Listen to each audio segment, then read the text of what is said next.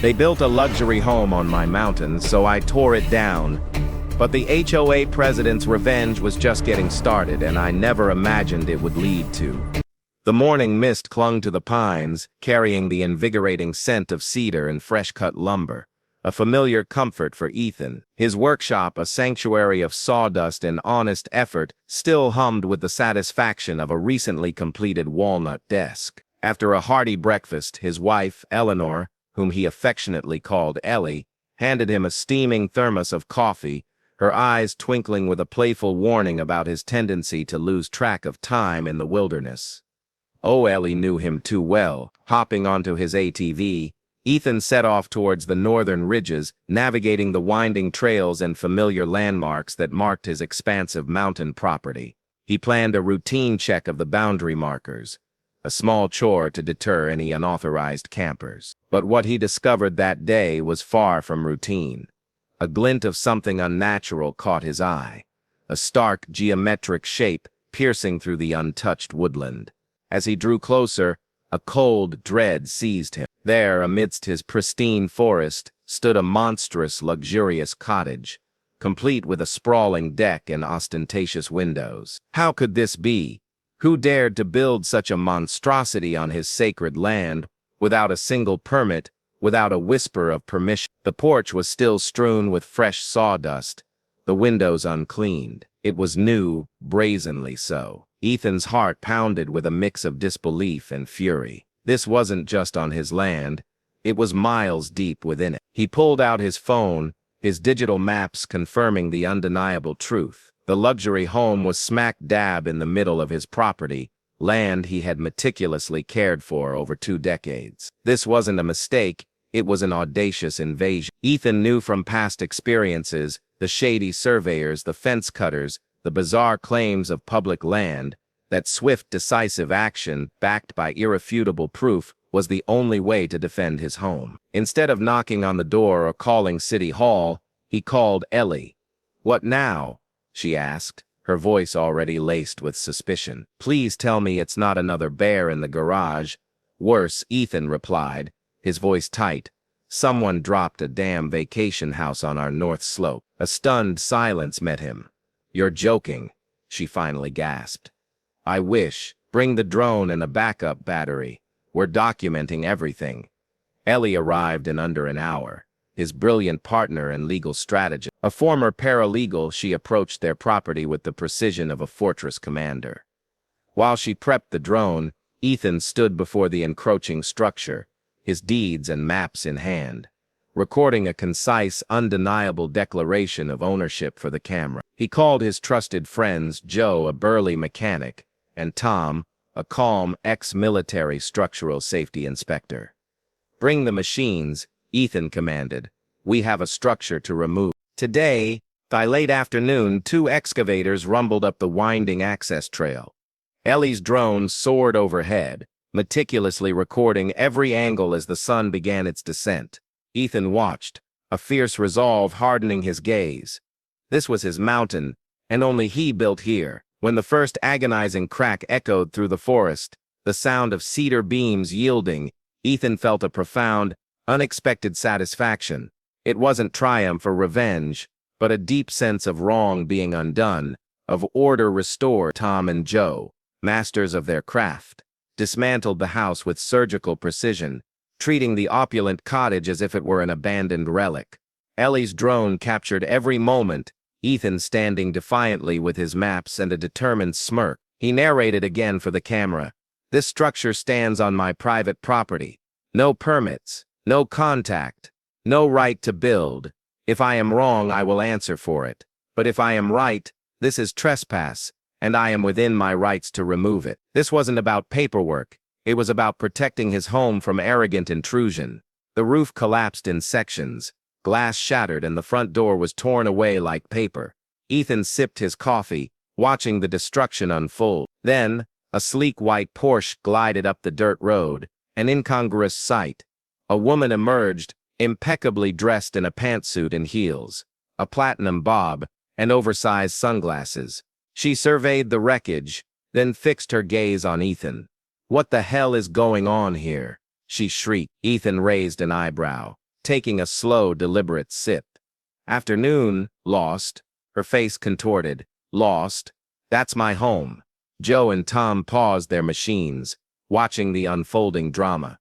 Ma'am, Ethan calmly explained, I hate to break it to you, but that house is smack dab on my property. No permits, no notices, no contact.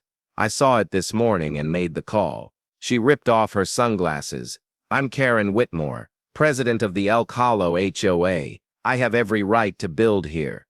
Ethan maintained his composure. Well, Karen, HOA rules stop at the boundary line. This land has been mine for 20 years. You're half a mile outside your jurisdiction. You might want to talk to your surveyor. Incensed, she stormed toward the excavators, waving her arms. Stop this. You're destroying private property. That's a felony. Ethan stepped in her path. It's past the point of no return. I suggest you step back before something falls on those fancy shoes. Also, my wife's drone is recording everything. Unless you want to add trespassing to your list, I'd advise a calm exit. You think this is funny? She snarled. Not funny, Ethan corrected, a ghost of a smile touching his lips. Fascinating. Her voice rose to a piercing shriek. Do you have any idea how much this cost? That house was custom designed. You're going to jail. Ellie calmly joined Ethan, her phone still recording. I suggest you call your attorney, she stated, her voice steady, and maybe double-check your title before you scream about lawsuits. We have footage, GPS overlays, parcel IDs, time-stamped aerial views. If you want to play this out in court, we've got better cards. Karen, stunned by Ellie's composure, began frantically dialing on her phone. Don't let them touch another inch, she barked, pacing furiously. Get everyone up here now. Tom looked at Ethan. Should we stop? Ethan shook his head. Nope, roof's done. Just take it slow, let her make the next move. Ellie kept filming Karen's indignant dance by her luxury SUV. Who builds a mansion on someone else's dirt and acts surprised when it gets torn down? The confident kind, Ethan replied, and probably the litigious kind.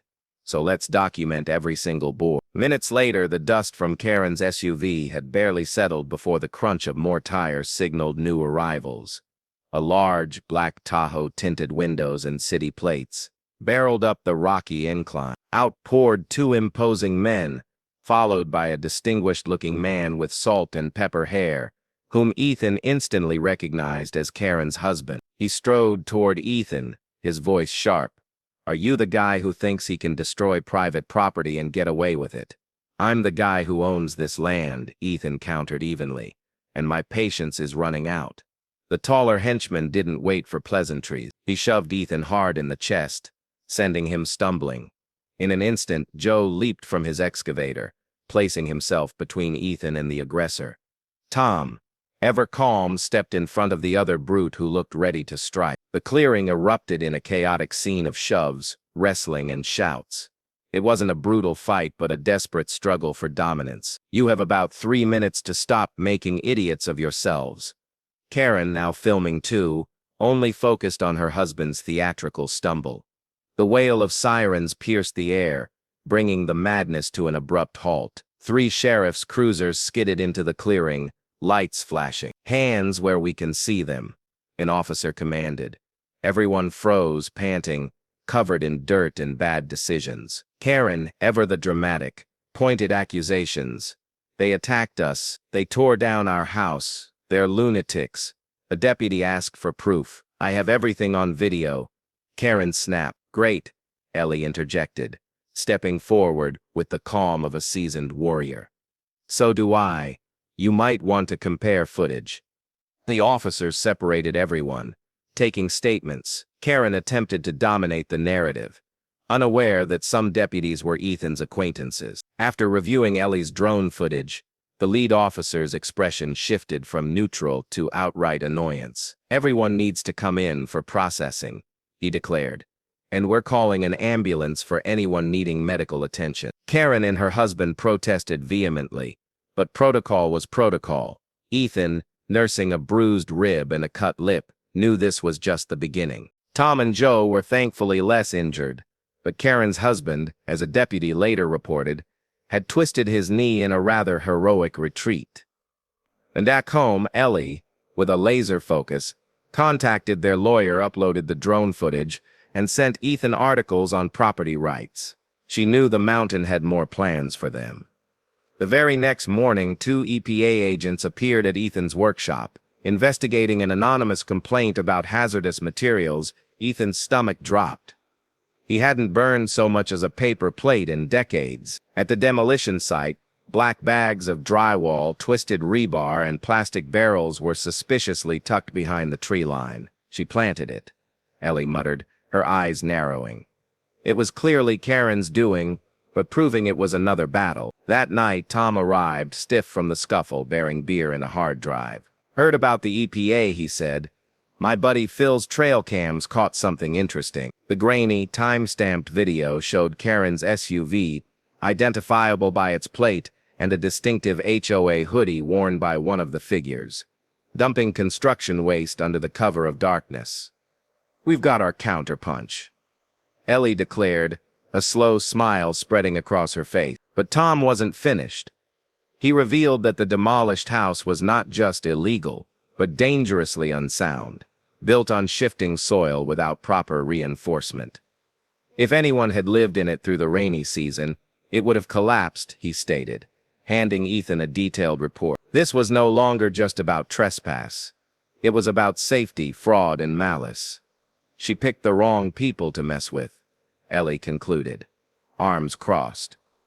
Courtrooms always made Ethan uneasy, but this time felt different. Karen had filed a civil suit against him. Destruction of property, assault, emotional damages, and even extreme cruelty. Her high-powered downtown attorney painted her as a community visionary, targeted by a vengeful recluse. Ethan bit back a laugh. Then it was their turn. Ellie, with their lawyer standing by, presented their irrefutable evidence. The drone footage, the GPS overlays, Ethan's clear statements, Phil's trail cam footage of Karen's midnight dumping, and Tom's damning safety report. The judge, a sharp-eyed woman with no patience for theatrics, listened intently. Tom's testimony, backed by his 2 decades of military and structural engineering experience, shattered Karen's claims. The final blow came when Ellie showed screenshots of Karen's texts to her contractor. Get it done fast. He doesn't check the upper ridge often. Followed by, if anyone asks, tell them it's inside El Calo jurisdiction. Her attempt to play the victim, crying about her dream house and claiming ignorance, was swiftly cut short by the judge. Miss Whitmore, did you file any permits? Did you receive written approval? Karen stammered, citing HOA discretionary zoning. The judge's eyes narrowed. This property isn't under HOA jurisdiction. Karen's world visibly crumbled. Mr. Hartwell, the judge then asked, any final statements? Ethan stood tall. I build for a living, Your Honor. I don't like tearing things down. But when someone puts their house in my backyard, lies about it, attacks my friends, and then dumps their trash hoping I take the fall, sometimes something has to come down before it spreads rot. The judge nodded. Judgment will be reconvened tomorrow. But based on the evidence, I don't see this ending in the plaintiff's favor. Walking out, tired but resolute, Ellie squeezed his hand. You did good in there. So did you, Ethan replied, a proud smile forming. They returned for the final hearing, Ellie armed with coffee and pastries for the court staff, a touch of bribery through carbohydrates, as she joked. Karen arrived late, stripped of her dramatics, looking a decade older. The judge wasted no time. Based on the evidence, this court finds in favor of Mr. Hartwell. Ethan let out a breath he hadn't realized he was holding. Ellie's hand squeezed his under the table. The judge continued. Karen was ordered to pay $350,000 in restitution, covering damages, legal fees, and compensation for the physical altercation. Karen gasped, her husband sinking in his seat. The judge wasn't finished. She referred the case for criminal investigation, document falsification, unauthorized construction, and attempted evidence tampering. Karen's jaw dropped. This is insane. He destroyed my house, she shrieked. Miss Whitmore, sit down, the judge commanded. This wasn't your land, this wasn't your right, and this is no longer your position. The judge then commended Ellie for her instrumental documentation. Under a cloudy sky that felt like sunshine, they left the courthouse. The fallout was swift. Karen was ousted as HOA president. Her husband resigned from his law firm, and the county formally clarified HOA boundaries, drawing a bold line between Karen's kingdom and Ethan's forest. Tom received an official commendation for identifying the dangerous structure, even offered a consulting role. A week later, Karen was arrested, facing charges for falsifying documents, illegal dumping, filing a false EPA complaint, and initiating assault. Her husband and the hired goons also faced charges. Ethan and Ellie stayed home watching the sunset, feeling a quiet peace. Neighbors, even some from the HOA, started visiting, bringing food and offers of help, admitting they never liked Karen. Ellie, bombarded with emails about her documentation skills, smiled at one from a journalist. "They want to do a feature," she said. "The HOA that went too far." "Are you going to say yes?" Ethan asked. "Maybe," she replied, a mischievous glint in her eye, "but only if they let me title it, 'How to Remove Illegal Construction in One Afternoon.'" A month later, a bonfire blazed in the clearing where the illegal cottage once stood, now a leveled open space. Neighbors, friends, and even former HOA members gathered, sharing laughter, food, and stories. To standing your ground, Ellie toasted around midnight, and making sure no one builds on it but you. Everyone drank, and the mountain, in its silent wisdom, seemed to agree.